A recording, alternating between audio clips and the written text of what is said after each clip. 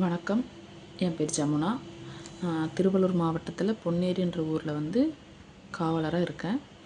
நான் இந்த ஏஎல்பி ஜோதிட வகுப்பில் பேசிக் கிளாஸில் இருக்கேன்.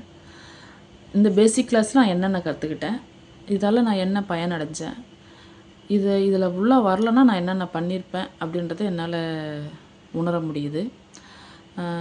ஃபஸ்ட்டு இந்த ஏஎல்பியை உருவாக்கின ஐயா, தெய்வம் பொதுவுடைமூர்த்தி ஐயா அவர்களுக்கு கோடான கோடி நன்றிகள். அதுக்கப்புறம் இப்படி ஒரு வகுப்பு இருக்குது, இதில் வாங்க, இதில் முதல்ல படிங்க அப்படி சொல்லி என்னை எனக்கு புரிய வச்சு என்னை இந்த வகுப்புக்கு சேர்த்த என்னுடைய கோச் திருமதி நல்லநாயகி மேடத்துக்கு நன்றிகள். நான் என்ன சொல்ல வரேன்னா, சின்ன சின்ன விஷயத்துக்கெல்லாம் டைம் பார்ப்பேன், நல்ல நேரம் பார்ப்பேன். என்னடா இது டைம் சரியில்லை, இதுக்கிட்ட பேசினா இது சரி, இது அப்படி இப்படி ஒரு சின்ன விஷயங்கள் பார்ப்போம்.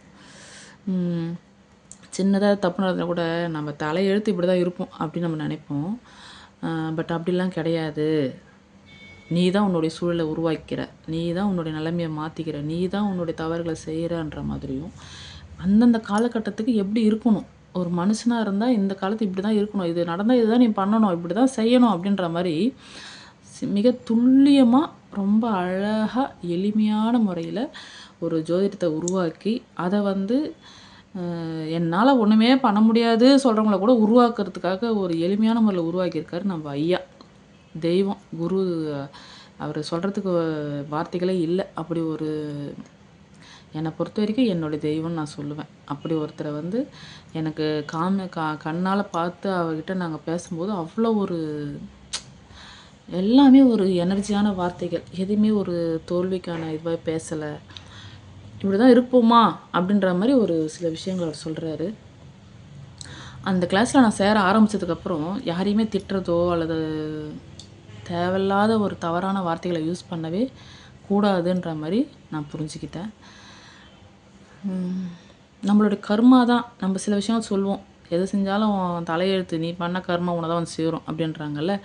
அதெல்லாம் எளிமையான முறையில், இது கர்மானா ஒரு பெரிய விஷயம் சொல்கிறோம். கர்மான்றது உண்மை, அதை பார்த்துக்கோ, இதை படிச்சுக்கோ, இதை படிச்சுன்னா இதுக்கப்புறம் இதை தவறு பண்ண மாட்டேன், இதுதான் உன்னுடைய வாழ்க்கையுடைய ஆரம்பம், இனிமேல் வரப்போகிற காலத்தில் அதை மாற்றிக்கோ. யார் சொல்லுவா இனிமேல் இதை பண்ணாத, இங்கே போவாத, செய்யாத, அங்கே போய் இது பண்ணால் நடக்கும், கெட்டது தான் நடக்கும்ன்றதை யாராவது முன்னாடி நல்லா சொல்லுவாங்களா நமக்கு? போயிட்டு அனுபவப்பட்டு வா, அப்புறம் சொல்கிறோம், அப்படி தான் சொல்லுவாங்க. அது மாதிரி இருக்காத.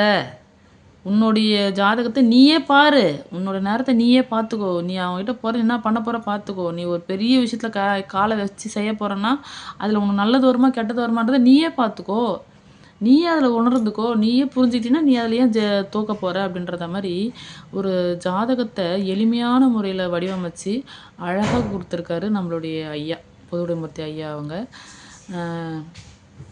இதை படிக்கணும், கண்டிப்பாக எல்லாருமே படிக்கணும். குடும்பத்தில் ஒருத்தர் படிக்கணும் அப்படி சொன்னார். உண்மைதான். குடும்பத்தில் ஒருத்தர் அதை நல்லா படிச்சிட்டாங்கன்னா அந்த குடும்பமே ரொம்ப ரொம்ப ரொம்ப நல்லாயிருக்கும். எந்த ஒரு கவலை இருக்காது, கடன் இருக்காது, சண்டைகள் இருக்காது. இதுதான் உன் பிரச்சனைன்னு தெரியும் போது நீ அந்த தப்பை பண்ணுவியா? பண்ண மாட்டோம். ஸோ அதை உருவாக்குறார், அதை நமக்கு புதுப்பிச்சிருக்காரு, அதை காமிச்சிருக்காரு. அந்த கிளாஸில் நம்ம எந்த அளவுக்கு அட்டன் பண்ணுறோமோ இருக்கிற 20 நாள் கிளாஸில் நமக்கு எல்லாமே புரிய வைக்கிறாரு. யாரால் முடியும்?